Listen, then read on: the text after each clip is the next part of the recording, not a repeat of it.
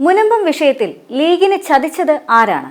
സമുദായിക ധ്രുവീകരണത്തിന് കളമൊരുക്കരുത് എന്ന ലക്ഷ്യത്തോടെ ലീഗ് എടുത്ത സമീപനങ്ങൾ ഇന്ന് വലിയ വിവാദത്തിലാണ്.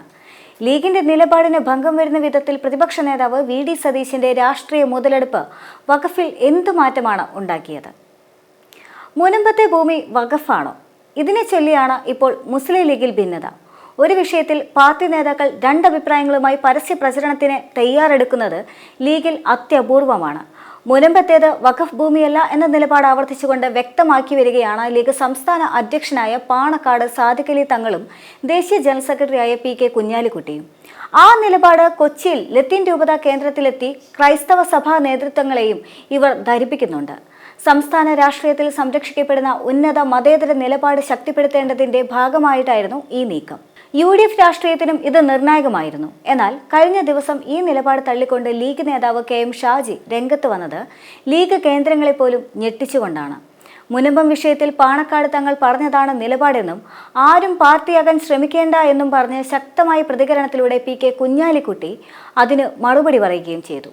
എന്നാൽ വീണ്ടും ഇ.ടി. മുഹമ്മദ് ബഷീർ MP ഷാജിയെ പിന്തുണച്ചുകൊണ്ട് മുനമ്പത്തേക്ക് വഖഫ് ഭൂമിയാണെന്ന് ആവർത്തിച്ചുകൊണ്ട് രംഗത്ത് വരികയായിരുന്നു.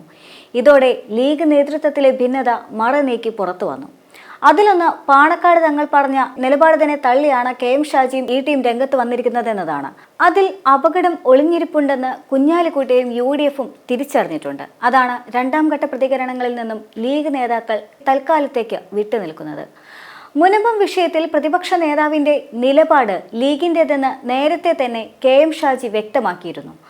ഇതിനെ പിന്തുണച്ചുകൊണ്ട് മുതിർന്ന നേതാവായ ഇ.ടി. മുഹമ്മദ് ബഷീറും രംഗത്തെത്തിയിരുന്നു.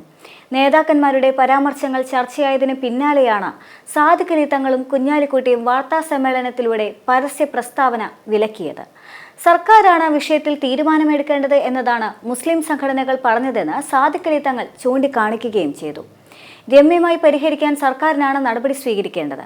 വിഷയത്തിന്റെ മറ്റ് അഭിപ്രായങ്ങൾ ലീഗിനില്ല. മുസ്ലിം ലീഗ് നേതാക്കളിൽ നിന്ന് ഈ വിഷയത്തിൽ ഇനി പരസ്യ പ്രസ്താവന ഉണ്ടാകാൻ പാടില്ല എന്നും തങ്ങൾ വ്യക്തമാക്കിയിട്ടുണ്ട്. സാമുദായിക സൗഹാർദ്ദവും മതേതരത്വവും ബഹുസ്വരതയും ശക്തിപ്പെടുത്തുന്നതാണ് മുസ്ലിം ലീഗിന്റെ എക്കാലത്തെയും നയമെന്നും സാദിഖ് അലി തങ്ങൾ പറയുന്നുണ്ട്. രാഷ്ട്രീയ നീക്കുപോക്കുകൾക്ക് വേണ്ടി അതിൽ നിന്നും പിന്നോട്ടു പോകില്ല. സാമുദായിക സൗഹാർദ്ദത്തിനാണ് ലീഗ് പ്രാധാന്യം കൊടുക്കുന്നത്. മുനമ്പം വിഷയത്തിലും ഇതുതന്നെയായിരിക്കും നിലപാട്. അല്ലാത്ത തരത്തിലുള്ള പ്രസംഗങ്ങളൊന്നും തന്നെ ലീഗിന്റെ അക്കൗണ്ടിൽ ഉൾപ്പെടുത്തേണ്ടതില്ല എന്നും തങ്ങൾ കൂട്ടിച്ചേർത്തിരുന്നു. അപ്പോഴും ഭിന്ന നിലപാടുകളിൽ ഇരുകൂട്ടരും ഉറച്ചു നിൽക്കുകയാണ്. മുനമ്പത്തേത് വഖഫ് ഭൂമിയല്ല എന്ന് വ്യക്തമാക്കിയ നിലപാട് സ്വീകരിച്ച പ്രതിപക്ഷ നേതാവ് വി.ഡി. സതീശനും ലീഗിലെ ഭിന്നതയോടെ വെട്ടിലായി. ആദ്യം ലീഗ് പ്രശ്നം തീർക്കട്ടെ എന്ന നിലപാടിലാണ് ഇപ്പോൾ കോൺഗ്രസ്. അതുവരെ വിവാദത്തിൽ പ്രതികരിക്കാൻ കോൺഗ്രസും തയ്യാറുമല്ല. ലീഗിലെ വ്യത്യസ്ത അഭിപ്രായങ്ങൾ ഇനി എങ്ങനെ പരിഹരിക്കപ്പെടും എന്നതിലാണ് കോൺഗ്രസിന്റെ ആശങ്കയുള്ളത്. ഇ.ടിയും KM ഷാജിയും ലീഗിൽ പി.കെ. കുഞ്ഞാലിക്കുട്ടിയുടെ എതിരാളികളാണ്. എന്നാൽ മുനമ്പത്തെ വഖഫ് ഭൂമി വിഷയം വന്നതു മുതൽ തന്നെ ഇന്ത്യയിൽ ഒട്ടാകെ തന്നെ അത് വ്യാപിക്കപ്പെടുന്നത് വഖഫ് നിയമത്തിൽ എന്തോ പ്രതിസന്ധിയുണ്ട്, എന്തോ പ്രശ്നമുണ്ട് എന്ന തരത്തിലാണ്.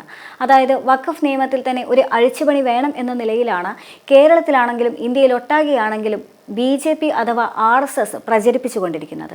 അതിന് ചുക്കാൻ പിടിക്കുന്ന തരത്തിലാണ് ഇപ്പോൾ വി.ഡി. സതീശന്റെ ചില വാക്കുകൾ പോലും എത്തി നിൽക്കുന്നതും.